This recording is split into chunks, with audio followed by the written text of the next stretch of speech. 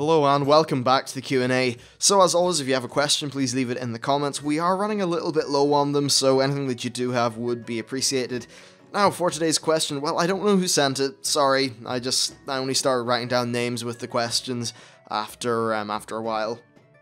But it reads, hey, question, when do you think we're going to see Thassarian and or Koltira again? And also, do you think the Horde and Alliance have Death Knight regiments? They should, in my opinion. So first of all, let's do a brief history of these characters. So Thassarian was a soldier under Arthas, and while they were up in Northrend hunting for Melganis, Arthas and Falric went missing. And when Thassarian found Falric, he had already been turned into a Death Knight. I believe he was the first Death Knight. And Falric killed Thassarian and rose him as another Death Knight. So Thassarian went back to Lordaeron and he assisted Arthas in the massacre of the people of that realm. And he was even forced to kill his own mother to show his loyalty, so all in all, not really that nice. Later on, during the assault on Kel'Thalas, Thassarian came across Koltira and his brother. They, of course, were both still regular High Elves, and basically, Thassarian spared his brother's life. However, his brother did end up running off and getting himself killed by an abomination. He remembered his own mother's death, and I think it was just a moment of hesitation, I suppose. Now, Koltira's brother, So Thassarian then spared Koltira's life, saying that they would finish their duel the next time they met. And Thassarian went back, he completed his mission, handed over some crystal to Arthas. And the next day, they met again, and Koltira tried to sort of persuade Thassarian to regain his humanity, because he had seen that he still had a bit of compassion. Kind of like the man himself was still in there, I suppose. And ultimately he failed and Thassarian killed him, and they were both risen, Koltira was a Death Knight, then risen up as one, and yeah, there you go, they were both Death Knights, and they ended up seeing each other as brothers, so I suppose that's fair enough. Now then, what happened is that the Death Knights, as we know from their starter zone, were sent to attack Light's Hope Chapel, in what would probably end up with them all dead. They ended up being sort of freed from the Lich King's, I guess, just from his grasp. Thus, the Knights of the Ebon Blade were founded. They were a neutral faction who were mainly concerned with killing the Scourge and the Lich King and that sort of thing. And then they were involved with some questing in Northrend, which is all stuff that we know about. I think one or two of the daily hubs were actually headed up by these guys. Was it Shadow something? I forget the name of the place. But anyway, later on they were actually in Cataclysm, in the Battle of Andorhal. And Thassarian ended up joining the Alliance, and he was trying to defeat the Horde forces at Andorhal, who were led by Koltira. And, Thassarian sent a whole bunch of Alliance players to kill a lot of the Forsaken, and they succeeded. They killed a lot of them, and a truce was struck up between the two. However, during, the truce was broken, and then during a Forsaken counterattack, Thassarian fled. So it seems like the Forsaken counterattacked and routed the Alliance. I'm not sure, I haven't actually done the zone myself. Now after this, Koltira goes back to Sylvanas and says, by the way, mission completed. Well, he doesn't know it was Sylvanas, it was a character who was actually Sylvanas, but sort of masked as somebody else. And she was really angry at him because he entered this truce, and that's not very Forsaken and undeadish.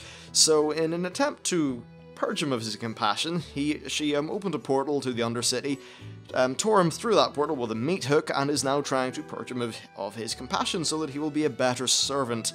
Sylvanas is really evil, by the way. Just going to say that, even by Horde standards, really evil. I'm sure that character's there is definitely a Lich Queen arc in there, or I don't know, perhaps whatever point in time where she decides to enact her final plan and sort of try to wipe the world out. I'm pretty sure there's an expansion or something based on that. Hopefully it's not based in Azeroth though, so I'm not too sure how they pull that off. But anyway, I don't think we're actually going to see these. Oh, I should also say, Thassarian, I think he somehow noticed that something was going on with Koltira, and while they were on opposite factions, they still have that kind of, they still have that sort of brother thing going on in a way. So he's now trying to find out what happened to Koltira and possibly save him. So I don't think we're going to see these guys in any major way in the future. However, it would be really nice to see a resolution to this story. I'm not too sure how it would fit in with the expansions though, but it definitely seems to me like they're in the second act of a 3-act story, and often the second act is when there's a lot of strife or something like that. First act is establishing them as characters, and then the second one is putting them through stress, and the third one is the resolution. And right now they're being put through stress, so it would be nice to see a resolution come to that story, and perhaps maybe Koltira is rescued and they end up leaving their factions to join the Knights of the Ebon Blade. I think that would be really cool. Okay, so the next question is from Silas, and it's a 4-parter, however, part 4 has to be completely censored because I can't, not on YouTube, and part 3 also has to be censored a little bit, but hey, the first 2 questions fit in quite nicely. So the first one is, if you had to play Horde, you could not play a hunter, what race or class would you pick, and why? Well, I really want to be an orc hunter, but you're not letting me do that, so I'd probably be an orc, especially with the new orc model, because to me they're just, I think they're really cool, and this sounds, if I was an orc, I'd be an arms warrior. If I was a troll, I think I'd be like a kind of priest, because troll priests have got all the voodoo kind of magic and stuff that I think is pretty cool. I'm not too much into blood elves, I'm not too much into undead, I don't give a shit about goblins, and I mean a horde panda is just like an alliance panda, so I don't care. But yeah, it would probably, like, I know this really isn't an interesting way to go about it, but it would probably be like an orc warrior, because well, look at all the old badass orcs, they were all orc warriors, and I think it's one of the classes that just fits orcs really well, so yeah, not the most interesting answer, but that's what you're stuck with. So the next one is, what classes in WoW are you least familiar with, or have never leveled? I'd say, well, while I have leveled the Druid to level 45, and I plan on bringing that guy up to max level, I'm not very familiar with him because it was ages ago. Shamans is something I don't think I've ever leveled past level 10, and I'm planning on doing a Dwarf Shaman perhaps soon, so yeah, Shamans I guess. In terms of the other classes, I mean, Mages actually, it's probably been so long since I played a Mage, that there's that. And then anything that's about healing that isn't a Paladin, and even like as a Paladin, I just don't enjoy them, so yeah, I mean, there's quite a few things I'm not that familiar with. In terms of the classes that I have at max level, I have my Paladin, which I never really play, my Warrior, which I play quite a bit, I suppose. I like to tank in that, and probably going to gear it up, just have a bit of fun over the Christmas break or something like that. Of course, the main is my Hunter. In terms of other classes, I really enjoy my Death Knight, but it's more sort of there for the Northrend leveling series, which I know, but at this stage it'll be like 50 years until that thing's leveled up, but I'm kind of happy to leave it as it is. Yeah, in general, magic classes, for me, sometimes I like them, sometimes I don't, it's really hit and miss. I think that melee classes, there's something I like about hitting things, and I suppose that probably extends to a hunter, where I just think they feel a little bit more visceral, so I enjoy that. But yeah, the next one is, now that you outrank X, how long before you overtake X, or well, let's just say Y and Z?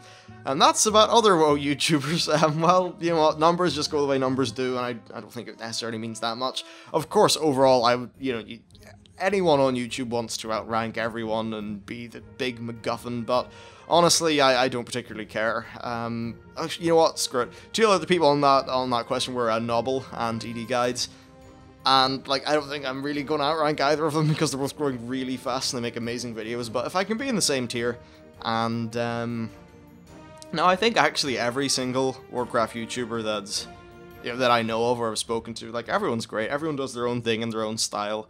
So honestly, I think we all deserve plenty of subscribers, and I think, you know what, it's a pretty healthy place. It's interesting how World of Warcraft has went with YouTube.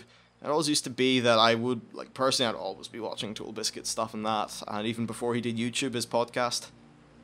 And really, since then, has there been a channel that's really filled the void that he has?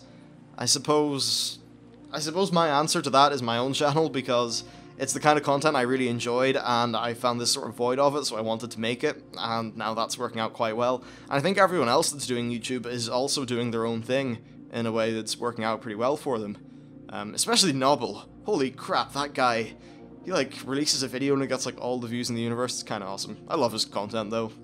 It's nice when one of his big lore videos comes out and you can just, like, I know, go for a walk or chill out or something and listen to it, so yeah, overall, I'm just really positive about the whole World of Warcraft YouTuber thing. I'm not really involved with the PvP people because, I don't know, I know this sounds really weird, but it's like all the WoW PvP YouTubers, they kind of have this weird dude bro thing going on, where like half of them seem to be sponsored by these protein shake people. I don't understand any of it. I just don't get it. And they're all like, seem to be putting on this big dude bro persona of being the most awesomest thing ever, blah blah blah. So Yeah, I don't know. Honestly, I think half of them end up looking like complete douches when they try to do that, so I wish they wouldn't. And as for the last question, it's about PewDiePie, and you know what? His content isn't for me. I think that should be blindingly obvious, but it's not meant to be. I'm 19, his content is made for a younger demographic, and they seem to enjoy that, I suppose, so, I mean, it couldn't be that bad, and he's very successful, he's making a lot of money, so more power to him, I guess, for that. Like, if I could have 14.5 million subscribers, and I was making an estimated revenue of over $6 million a year, I'd be pretty happy. So I guess fair enough. But yeah, anyway, the main message from the other YouTuber people is, YouTube's awesome, all the other Warcraft YouTubers are great, I want everyone to do well, and everyone deserves to do well, because they all seem to put time into it, so yay, positivity. Anyway, thanks for watching, hope you enjoyed the video, and I'll see you next time.